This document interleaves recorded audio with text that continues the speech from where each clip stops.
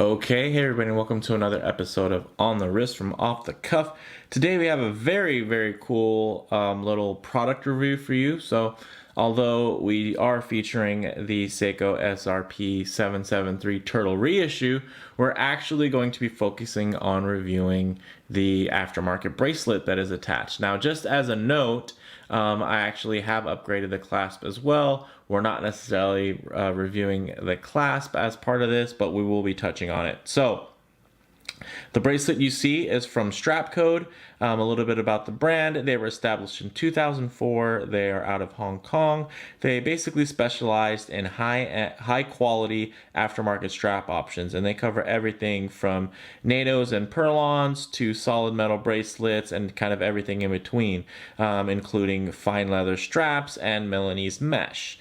Now, the products they produce are for a number of different watches. Some of them are proprietary and kind of made per application. Some of them are universal, so they do have some straps that are specifically made for Rolex Submariners, and then they also have particular straps that are made for Panerais or for Seikos, which is really cool. So that kind of gives you a nice feeling in that the quality level that's going to be there is something that is, it's not like they don't necessarily target Seiko quality. They kind of shoot above it. So it's really nice. And I feel like the OEM Seiko bracelets has kind of always been the thing that holds them back.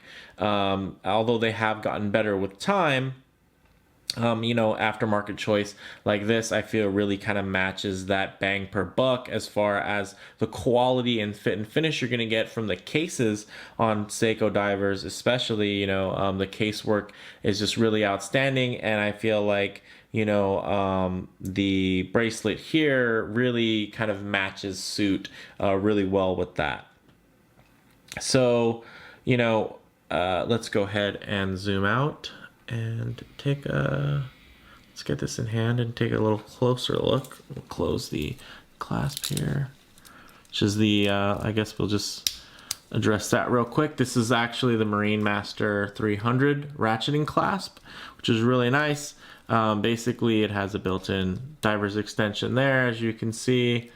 And what's nice is, of course, if you want to use the diver extension to fit over your dive suit, that works. But let's say, your wrist is a little bit swollen, it's a little hot, you're being really active, you can actually just let it out a click and it's going to be there for you, versus having to play or have a tool with you to use some of the micro adjusts. You can actually just adjust right on the fly. So that's really a nice feature. So, this particular bracelet is the Seiko, this is the Super Jubilee for the Seiko SRP Turtle reissue from Strapcode, or Miltat. You also might see it branded that way. Essentially, Miltat is just one of the sub-brands of Strapcode.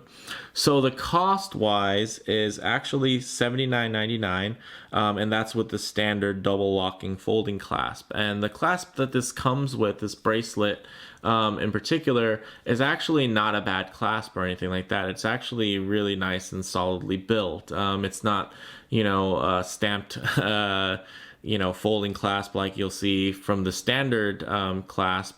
So it's already quite an upgrade. Me personally, I just really enjoy the Marine Master clasp. So especially since this tapers down to 18 millimeters, for me it was a no-brainer to upgrade.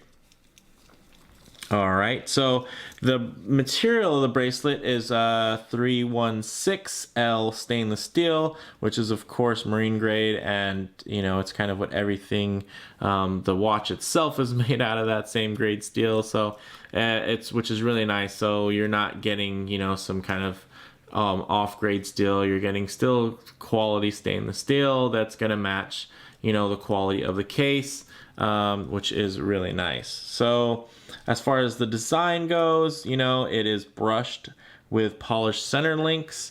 Essentially, it's a 5-link design, 2 brushed outer links, and then 3 polished inner links. And they're really short, and everything is solid on here, to include the end links as well.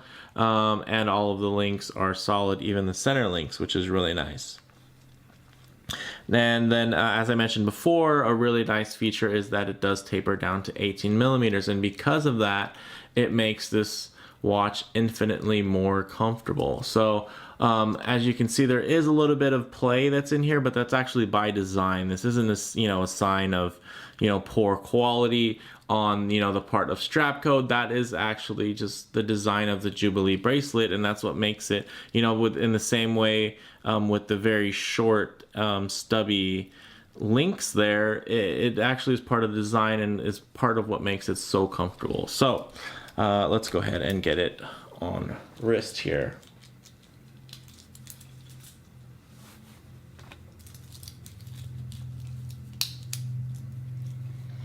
Okay, so as you can see, wears nicely. That taper, you can't really tell from a straight on shot, but when you look at the side shot there, that 18 millimeter taper definitely comes into play. As you can see, the range of motion on my wrist, it's just a lot more comfortable now. I mean, on the up swing, it's always been relatively comfortable because of the contouring that Seiko does, with the cutouts basically in the case. Although it's relatively wide diameter, it still gives me a nice room to play when I'm bending my wrist this direction. Now when I'm coming down this way, before with the thicker bracelet that was only tapering down to 20 millimeters versus now the 18, it actually didn't give me as much kind of wiggle room there. And that's one of the things I really like about this bracelet, is the way it feels on the wrist as well as the way it looks. So, like I said, it really wears well, and that does have a lot to do with that taper. And of course, that taper is also what allows for that Marine Master 300 clasp, which is also a bonus. Now, visually, stylistically, this really suits the watch's vintage design aesthetic, which is really perfect. It just it really adds to the look. It doesn't distract from it, which is really great. So that's one of the things that I feel is, where Strapcode really excels, is that they do the right designs for the right watches. And, they really nailed it for the, to think, okay, well, let's see what a Jubilee looks like on the Turtle, because it just feels right at home. I mean, it looks fantastic. It just ties in with those similar shapes and polishing right there on the bezel. As you can see, those center links, I feel like they're just perfectly proportioned to just play off kind of that rounded design, with a little bit of polish for some visual interest, a little bit of liveliness added there. And then as far as functionality goes, it's also great that, as you can see here, it actually offers screw connectors for the links versus the push pin dual collar connectors in the OEM bracelet, which if you own a Turtle, those can actually be a pretty big pain to adjust. This is going to be infinitely easier to adjust because all you need is a set of the small screwdrivers, and you can pretty much arrange this one pretty easily, and you don't have to lay out a towel or anything like that, because you might lose a couple of the collars. And I was able to pretty easily adjust my bracelet that was on here before, but it did take a noticeable amount of more effort. So that's just something to think about if you're still thinking about picking one up, and maybe that was one of the items that were kind of holding you back, was you didn't want to have to pay somebody to size your bracelet for you. So guess what? If you buy this bracelet, you don't have to worry about that, which is pretty nice. So let's sneak in a little lume shot here while we're here. So as you can see, that's already starting to burn bright, even with just a little bit of the shade that it caught. So as you can see, lume looks great. It's what you expect from a Seiko, especially with as much lume as, that's generously applied here. And as you can see, just a little side note for those of you who are upset with the lollipop hand, which I've seen a lot of people, kind of complain about that. Just so you know, as you can see here, the we're not keeping accurate time down to the second in the dark, guys. All right. There's really the only reason why the seconds hand is loomed is to show that the watch is still running. All right. So it doesn't matter what end the loom is on, whether it's on the end that's pointing towards the second/minute track or not, you know. So that's really its only purpose.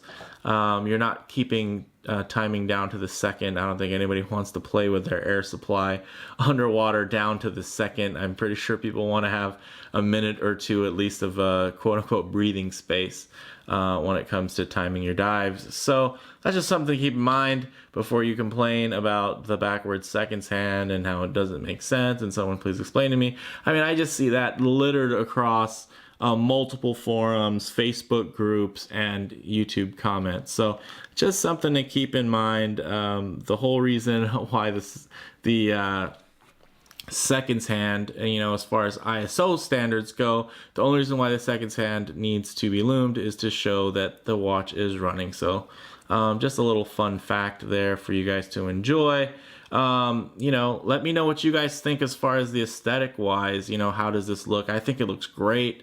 You know, I didn't have a huge problem with the OEM bracelet, but I gotta say I've had an itch to get a Jubilee, and I felt like the Jubilee didn't necessarily look as good on the SKX as I thought that it could look on the Turtle, and I feel pleasantly surprised, you know, that I was right, you know. So I think it looks great. I think this is a wonderful option, and you know, even if you're gonna go with the Super Oyster on here or maybe the End Mill, also great choices. But for me, I think the you know, the Turtle, just the look, the feel, kind of everything ties in really well to just throw it on this really great Super Jubilee. So let me know what you guys think though in the comments below. And if you like the video, please hit like. And if you haven't already, please subscribe for more content. All right, guys.